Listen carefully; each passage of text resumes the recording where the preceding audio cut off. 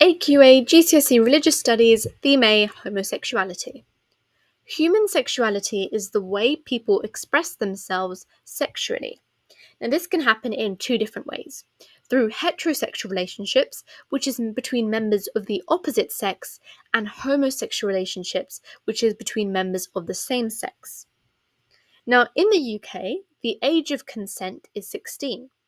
And there are different ages of consent in different countries because of different laws. You can see the youngest ranges from 12 in the Philippines to the oldest being 18 in California and places in the Middle East.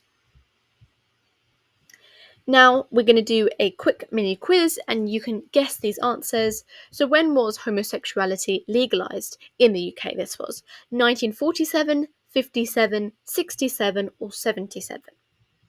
The answer is 1967. Here's another question. When were same-sex marriages legalised in the UK? Was it 1983, 1993, 2003, or 2013?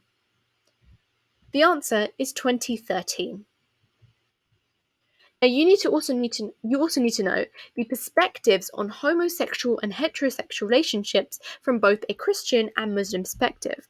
We're looking at the Christianity and Muslim perspective because that's the religions studied on this channel. But if you do any others, such as Buddhism or Sikhism or Hinduism, feel free to use that instead. The Christians see heterosexual relationships as part of God's plan for humans.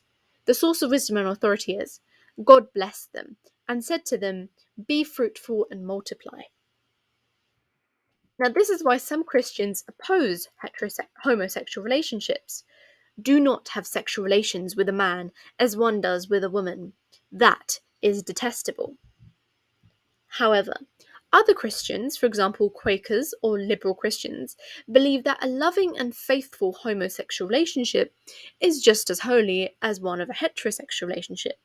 So you can see two differing views, and in your exam question, I would say stick to one or the other when you're looking at two contradictory opinions. Now, in Islam, all homosexual relationships are haram, which means forbidden. Sexuality is a human choice, they believe, but Muslims believe that homosexuality rebels actively against God's natural law and will then be severely punished by Sharia law, such as giving death penalty. For more Know Awful GCSE videos, be sure to subscribe. Thank you for watching and see you soon.